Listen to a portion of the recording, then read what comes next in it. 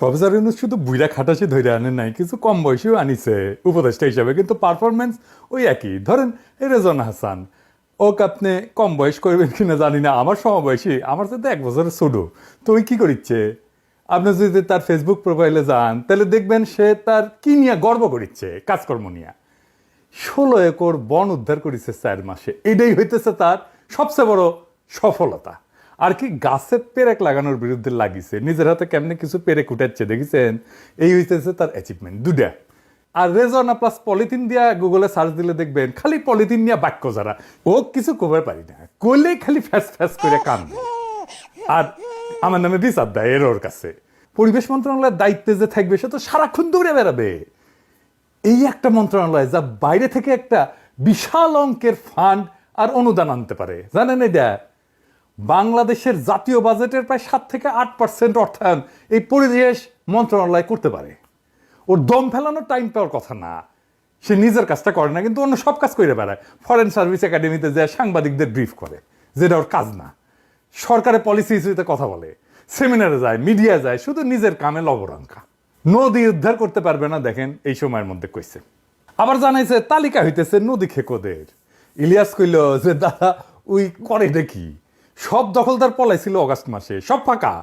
ওই টাইমে নদীর খালের দখল উদ্ধার করা যেত, করে নাই। টাইমের কাজ টাইমে না করলে হবে, এখন বলে করা যাবে না উদ্ধার। যাই হোক, তারে কইছিলাম কি করা যায় সেটা কয়া দেব, কয়ে দিলেও পারবে না জানি, কারণ ওর অ্যান্টেনার উপরে দিয়ে যাবে এগুলা। অনেকে কয় দাদা এত এত পরিকল্পনা দিলেন, কেউ তো শুনে না, শোনার কলে কথাও না। কেউ আসলে আর একজনের ভিশন বা পরিকল্পনা বাস্তবায়ন করতে পারে না। আমার জন্য এটা ভিশন, আমি যেটা ইমাজিন করি, কল্পনা করি। আর আরেকজনের কাছে, ওর কাছে, রেজওয়ানের কাছে এটা টাস্ক বা কাজ। মানুষ নিজের ইমাজিনেশনের জন্য জীবন দিয়ে দেয়, টাস্কের জন্য দেয় না। রেজওয়ানা তো আমার চাকরি করে না, ও আমার ইমাজিনেশনকে কেন বাস্তবায়ন করবে? তাইলে কেন বলি? দুইটা কারণে বলি। প্রথমে তরুণ প্রজন্মকে দেখাই দিই কাজটা আরো ভালোভাবে করা যাইতো, সে বুঝবে কাজটা কিভাবে করা যায়, তার চিন্তার দুয়ার খুলে যাবে। খুব কনভিনসিং ভাবে আমি এটা দেখাই। আর দ্বিতীয় কারণ হইতেছে যে আমার পরিকল্পনা আর out of the box idea যত বেশি মানুষ দেখবে, তত বেশি এই উপদেষ্টার যে কত বড় ভালচুন, অপদার্থ, সেটা বুঝতে পারবে। এবার আসেন রেজনার জন্য ক্লাসটা নেই। হ্যাঁ, আল্লাহর নামে শুরু করি। রেজনা মাথাত কাপড় দাও, নক করে বসে শুনবা, বুঝছাও? প্রশ্ন একটা আইডিয়া আছে, আর তুমি নিশ্চয়ই জানো 30, 3 শূন্য, 000, তার মানে 0 দারিদ্র, 0 বেকারত্ব, আর 0 নেট কার্বন এমিশন। দারিদ্র নয় বুঝলাম, বেকারত্ব বুঝলাম, কিন্তু নেট কার্বন এমিশন কি হইলো? এটা এটি 0 হইলে কি হাতি ঘোড়া হবি? কয়লা, তেল, গ্যাস ইত্যাদি পুরাই যে বিদ্যুৎ উৎপাদন করা হয়, গাড়ি চালানো হয়, কলকারখানা চালানো হয়, আর বনভূমি ধ্বংস করা হয়, এইটা থেকে কার্বন নিঃসরণ বাড়ে। ওই যে দেখেছেন না, কিছু পুরালে কালো ধোয়া বেড়ায়, গাড়ির পিছ থেকে কালো ধোয়া বেড়ায় বক বক কইরা, ওই কালো রংটা হইতেছে কার্বনের রং। এই কার্বন পরিবেশের জন্য ক্ষতিকর, কারণ এগুলা পৃথিবীর তাপমাত্রা বাড়ায় দেয়। তাপমাত্রা বাড়াইলে অনেক সমস্যা হয়। যেমন ধরেন, তাপমাত্রা বাড়াইলে অনেক বরফ জমে আছে মেরু অঞ্চলে, সে বরফ গলে যায়। বরফ গলে গেলে সমুদ্রের পানি বেড়ে যাবে। সমুদ্রে পানি যদি বেড়ে যায় তাইলে নিচু অঞ্চল ডুবে যাবে, তাই না? তাই তো হচ্ছে আমাদের উপকূল অঞ্চলে, তাই না? এগুলো পৃথিবীর জন্য ক্ষতিকর। আপনি ধরেন আপনার নাক যদি বন্ধ করেন, দম নিয়েন না, দম না নিলে কার্বন বাড়ে কিন্তু শরীরে, কেঙ্কা লাগে করে দেখেছেন? করে দেখেন। আপনি যত কার্বন বাড়াবেন পৃথিবীতে, দুনিয়ার শ্বাস আটকে আসবি, বুঝেছাও? গলা চাপ ধরে দুনিয়ার গলা চাপ দিয়ে মেরে ফেলামু আমরা।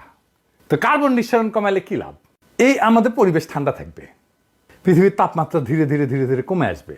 ফলে ওই যে মেরু অঞ্চলে যে বরফ গলে যাচ্ছিল সেটা আর যাবে না। মেরু অঞ্চলে আবার বরফ জমবে, সমুদ্রপৃষ্ঠের উচ্চতা বৃদ্ধি হওয়া বন্ধ হবে, কমে যাবে। আমাদের নতুন জমি বাড়াবে, উপকূল অঞ্চলে নতুন জমি বাড়াবে, প্রাকৃতিক দুর্যোগ কমবে। এই যে ঘন ঘন জ্বর, বন্যা, খরা, দাবানল, এগুলো হইতেছে না দেখেছেন না? এই যে লস অ্যাঞ্জেলস জ্বলে গেল একেবারে, এগুলো কমে যাবে। স্বাস্থ্য ভালো থাকবে মানুষের। কম কার্বন নিঃসরণ মানে কম বায়ু দূষণ, ফলে শ্বাসকষ্ট হবে না, অ্যাজমা হবে না, হৃদরোগ হবে না, ক্যান্সার হবে না, এগুলো কমে আসবে। আর কি, বন্যপ্রাণী, জীব বৈচিত্র্য, উদ্ভিদ, গাছপালা, এগুলো রক্ষা পাবে। আর আমাদের যে ভবিষ্যৎ প্রজন্ম, তারা একটা বসবাসযোগ্য পৃথিবী পাবে, যেখানে বাস করে তারা শান্তিতে থাকতে হবে। সেটা তো আমাদের কাজ। আমাদের জিন্দেগি তো গেছেই, ওদের জন্য একটা ভালো পৃথিবী আমাদের রেখে যেতে হবে, তাই না? মানে ধরেন আমরা যখন পৃথিবীতে আসিছিলাম, আমরা যেনকা পৃথিবী পাইছিলাম, ওনকা পৃথিবী রেখে যাওয়া লাগবে তো আমাদের, ভবিষ্যৎ প্রজন্মের জন্য, তাই না? এটাই তো আমাদের দায়িত্ব। তো আমাদের সব মন্ত্রণালয়ের নানা কাজের মধ্যে এই 3-0 পলিসি থাকতে পারে। কোনোটা হয়তো একটা জিরো নিয়ে কাজ করবে, কোনোটা 2টা জিরো নিয়ে কাজ করবে, কিন্তু রেজওয়ানার মন্ত্রণালয়, এই পরিবেশ মন্ত্রণালয় পুরো 3টা জিরো নিয়ে কাজ করতে পারে। কেমনে? এই যে কার্বন, এইটার নির্গমন, এটা কমানো এবং পরিবেশের সুরক্ষার জন্য আন্তর্জাতিক জলবায়ুর এটা ফান্ডিং আছে, সাহায্য আছে। এবং তারা কি করে? তারা কার্বন নির্গমন সম্পর্কিত অনুদান দেয়। যে কার্বন নির্গমন যদি আমি কমাইতে পারি তাহলে আমার অনুদান দেবে। তার মানে ধরো এই যে ইট ভাটা থেকে যে আগুন বেরোচ্ছে, কালো ধোঁয়া বেরোচ্ছে, তারপরে গাড়ির থেকে যে কালো ধোঁয়া বেরোচ্ছে না, ওইটা যদি আমি বন্ধ করতে পারি তাহলে গেলে আমাকে টাকা দিবি ওরা, বুঝছাও? এই কাজের টাকা পাওয়া যায়। তো কে কে দেয় টাকা? এইটার নাম আছে, একটা বিরাট খটোমটো ইংরেজি নাম আছে, আমি বাংলাত করছি আর কি। বৈশ্বিক জলবায়ু অর্থায়ন বলে। উন্নত দেশগুলো, আমার এটি প্যারিসে, আমি যেটি থাকি না, এটি এসে একটা চুক্তি করেছিল প্রত্যেক বছর 100 বিলিয়ন অনুদান এবং সহজ শর্তে ঋণ দিবে। 100 বিলিয়ন ডলার। বিশ্বব্যাংক কত দেয় জানেন? 30 বিলিয়ন ডলার দেয় বছরে। মানে বিশ্বব্যাংকের চাইতে 3 গুণের বেশি টাকা অনুদান আর সহজ শর্তে ঋণ পাওয়া যায় এটি থেকে। সোনার খনির উপরে বসে আছে এই মন্ত্রণালয়, রেজনা, আর ওই বসে আছে ফরেন সার্ভিস একাডেমিতে প্রেস ব্রিফিং করার লেখা। তো টাকা আনা লাগবি না বাংলাদেশে? এখন দেখেন এই ফান্ড সবচেয়ে বেশি কারা কারা নেয়? সবচেয়ে বেশি পেয়েছে ইন্ডিয়া। দেখেছেন ওরা কি করে? ওই যে নবায়নযোগ্য শক্তি আছে এবং গ্রিন হাইড্রোজেন প্রকল্পে খুব বড় ধরনের অনুদান পায়। গ্রিন হাইড্রোজেন প্রকল্প কি সেটা আমি পরে বলবো নি। আর কারা পায়? ইন্দোনেশিয়া পায়। তারা বন সংরক্ষণ করে এবং নবায়নযোগ্য শক্তি এবং পিটল্যান্ড পুনরুদ্ধার করে। ব্রাজিল পায়, আমাজন একটা বিশাল বন আছে, আমাজন বন সংরক্ষণ এবং জীববৈচিত্র্য রক্ষায় অনুদান পায়। তারপরে দক্ষিণ আফ্রিকা পায় নবায়নযোগ্য শক্তি, কয়লার নির্ভরতা কমানো এবং সবুজ অবকাঠামো প্রকল্পে অনুদান পায়। বাংলাদেশও পায়, পায় না যে তা না, পায় তবে খুবই কম এদের তুলনায়। বেশিরভাগই পায় সম্ভবত প্রফেসর ইউনূসের গ্রামীণ শক্তি, কারণ ওই যে ওরা দেয় গ্রামীণ নবায়নযোগ্য শক্তি এবং এই জলবায়ুর জন্য, জলবায়ুর ফলে যে যে ধরনের সমস্যা হচ্ছে সেটার অভিযোজনের জন্য প্রকল্পতে সাহায্য দেয়। তারপরে ছোট ছোট দ্বীপ আছে অনেকগুলো, আর উন্নয়নশীল রাষ্ট্র আছে, সেইগুলোতে কিছু অনুদান দেয়, যেমন ফিজি, মালদ্বীপ, ওরা পায়। তো এই কার্বন নির্গমন সম্পর্কিত অনুদান কোন কোন সেক্টরে দেয়? এটা হইতেছে নবায়নযোগ্য শক্তি, আমরা জানলাম, সৌর বিদ্যুৎ, বায়ু বিদ্যুৎ, জলবিদ্যুৎ শক্তির ব্যবহার এবং বৃদ্ধি, এটার জন্য তারা অনুদান দেয়। আফ্রিকায় একটা বিদ্যুৎ প্রকল্প আছে, ডেজার্ট টু পাওয়ার প্রকল্প, ওখানে ইউরোপিয়ান ইউনিয়নের অনুদান দেয়, বিশাল বড় অনুদান দেয়। শিল্প এবং ভবনে এনার্জি ব্যবহারের যে এফিসিয়েন্সি, এটা বাড়াইলে তারা অনুদান দেয়। যেমন জাপানের, এশিয়ান দেশগুলোতে শক্তি সঞ্চয় প্রযুক্তিতে অনুদান দিছে। বন সংরক্ষণে দেয় অনুদান, জমির ব্যবহার বাড়াইলে অনুদান দেয়, বন রক্ষাতে অনুদান দেয়, পুনর্বনায়ন মানে আপনি যদি বন বানান, নতুন করে বন বানান, সে প্রকল্পে দেয় অনুদান। তারপর টেকসই কৃষিতে অনুদান দেয়। আর কি পরিবহন সেক্টরে দেয়, যেমন ধরেন বৈদ্যুতিক যানবাহন, যেগুলো কার্বন কম ইয়ে করবে, যানবাহন যদি বিদ্যুতায়িত হয় তাহলে সেখানে অনুদান দেয়। আর টেকসই নগর পরিবহন, যেমন ধরেন মেট্রো রেলে কিন্তু আমরা এই অনুদান পাইতে পারি, এখনো পারি, যে নতুন লাইনগুলো হচ্ছে সেখানে আমরা পাইতে পারি। অথবা এই মেট্রো রেল দেখায় আমরা এই অনুদান নিতে পারি, যে দেখো আমরা এত মানুষকে পরিবহন করতেছি, কার্বন নিঃসরণ এত কমাইছি, এই মেট্রো রেল প্রকল্পই আমরা বিক্রি করতে পারি। আর এটা কি কার্বন সংগ্রহ, কার্বন ক্যাপচার বলে। মানে শিল্প খাত থেকে যে কার্বন বেড়ায় না, এই যে কারখানা চিমনি দিয়ে বাড়ায়, ইটভাটা থেকে বাড়ায়, যে ধোঁয়া বের হয়, ওই ধোঁয়ার মধ্যে যে কার্বন আছে ওটা যদি ধরে ফেলতে পারি, পরিবেশে মিশতে দিলাম না, তাহলেই টেকা।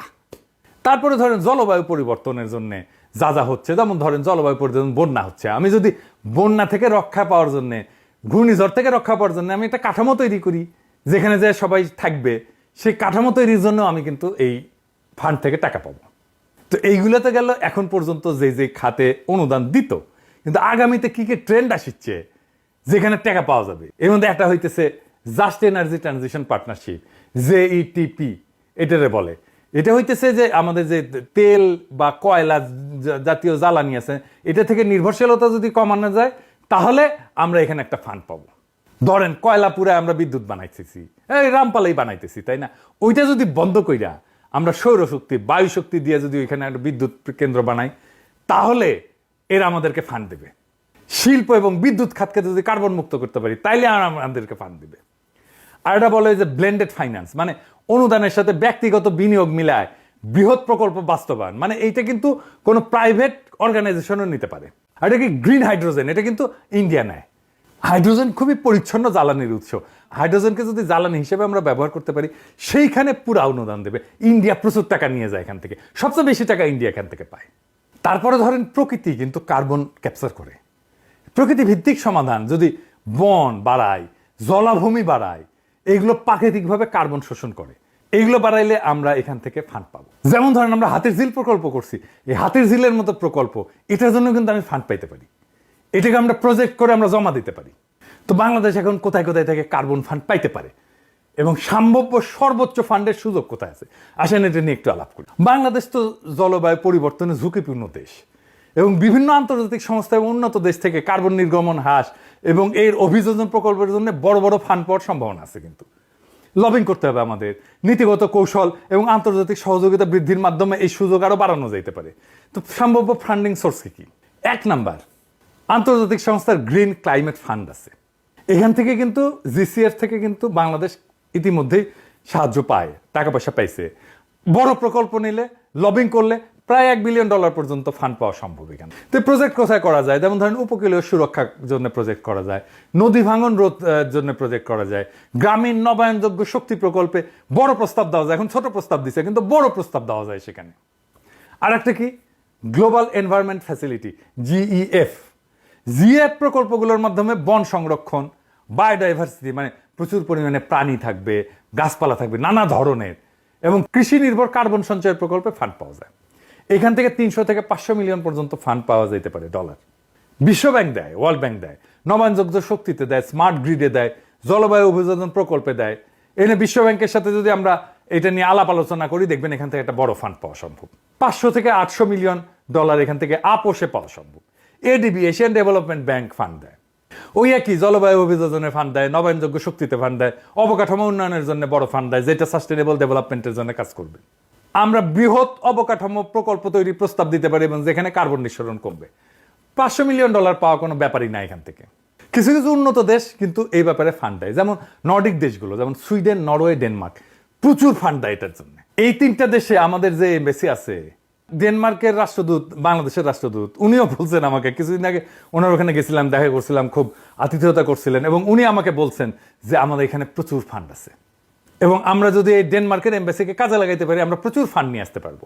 বাংলাদেশের উপকূলীয় এলাকায় প্রাকৃতিক সম্পদ সংরক্ষণ এবং স্থানীয় মানুষের জীবিকা উন্নয়নের জন্য এই নর্ডিক দেশগুলো অনুদান বাড়াইতে পারে। আর ধরেন $300-400 মিলিয়ন তো পাওয়া সম্ভব এখানে। ইউরোপিয়ান ইউনিয়ন তারা ফান্ড দেয়। ইউরোপিয়ান ইউনিয়নের গ্রিন বিল প্রোগ্রাম আছে, এর আওতায় নবায়নযোগ্য শক্তি এবং কার্বন নির্গমন হ্রাস প্রকল্পে ফান্ড পাওয়া সম্ভব। $1 বিলিয়নের বেশি ফান্ড পাওয়া সম্ভব এখান থেকে। জাপান দেয় এখানে ফান্ড, এখানে এনার্জি এফিসিয়েন্সি বাড়ানোর জন্য তারা ফান্ড দেয়। গ্রামীণ অবকাঠামো এবং টেকসই কৃষি প্রকল্পে এরা ফান্ড দেয়। এখান থেকে $400-500 মিলিয়ন পাওয়া যেতে পারে। এটা ছাড়াও এগুলো তো গেল সরকার ফান্ড, এটা ছাড়াও বেসরকারি খাত এবং ফাউন্ডেশনও ফান্ড দেয়। কিন্তু Bill and Melinda Gates foundation ওরা ফান্ড দেয়, জলবায়ু অভিযোজনের জন্য দেয়, কৃষি খাতে কার্বন নির্গমন হ্রাস প্রকল্পে অর্থায়ন করে এরা। এখান থেকে খুব যে বেশি পাওয়া যাবে তা না, কিন্তু $50 থেকে $100 মিলিয়ন পাওয়া যায়। এটাই কত, তো তাই না? কে দেয় এত টাকা? তারপরে রকফেলার ফাউন্ডেশন ওরাও দেয়, এই নবায়নযোগ্য শক্তিতে দেয়। এরা বিল মেলিন্ডা গেটস ফাউন্ডেশন থেকে একটু বেশি দেয়, বা ধরেন $200 মিলিয়ন তো এখান থেকে পাওয়া সম্ভব। তাই এই ফান্ড পাওয়ার জন্য আপনি কি করবেন? প্রথম কাজ হচ্ছে জলবায়ু পরিবর্তনের ঝুঁকিপূর্ণ দেশ হিসেবে বাংলাদেশকে তুলে ধরতে হবে। বাংলাদেশ জলবায়ু পরিবর্তনের সবচেয়ে ক্ষতিগ্রস্ত দেশগুলোর তালিকায় আছে। এইটা আমাদের জন্য একটা সবচেয়ে বড় পয়েন্ট। লাগবে যে বড় ফান্ড না পেলে বাংলাদেশের অর্থনৈতিক এবং পরিবেশগত স্থিতিশীলতা হুমকির মুখে পড়বে। এটা ছাড়া আঞ্চলিক এবং বহুপাক্ষিক লবিং করতে হবে। G77 আছে, চায়না আছে, SIDS আছে, আবার এই LDC একটা ব্লক আছে, এদের সাথে একত্র হয়ে উন্নত দেশগুলোর কাছে চাপ সৃষ্টি করতে হবে এবং বড় বড় এবং বহুমুখী প্রকল্প প্রস্তাব তৈরি করতে হবে। যেমন ধরেন আমি বললাম আগেই, নবায়নযোগ্য শক্তি, উপকূলীয় সুরক্ষা, গ্রামীণ উন্নয়ন প্রকল্প, বড় আকারের প্রস্তাব, তো ছোট ছোট না। গ্রামীণ ব্যাংক যেগুলো করে বা প্রফেসর ইউনুস যেগুলো করে, ছোট প্রস্তাব, বড় প্রস্তাব তৈরি করতে হবে। প্রফেসর ইউনুসের এই ক্ষেত্রে অভিজ্ঞতা আছে, উনি বলে দিতে পারবেন কি কি ক্ষেত্রে প্রস্তাব তৈরি করা যায়। $2 থেকে $3 বিলিয়ন আমরা এখান থেকে আনতে পারি।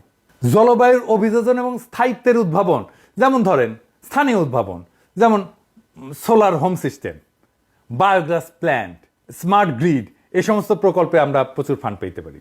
তো আমরা যদি লবিং টবিং করতে পারি, বড় প্রকল্প বাস্তবায়ন করতে পারি, তাহলে ধরেন আমরা যদি 5 বছরের একটা পরিকল্পনা নিই, তাহলে $6 থেকে $7 বিলিয়ন ফান্ড আমরা পাইতে পারি।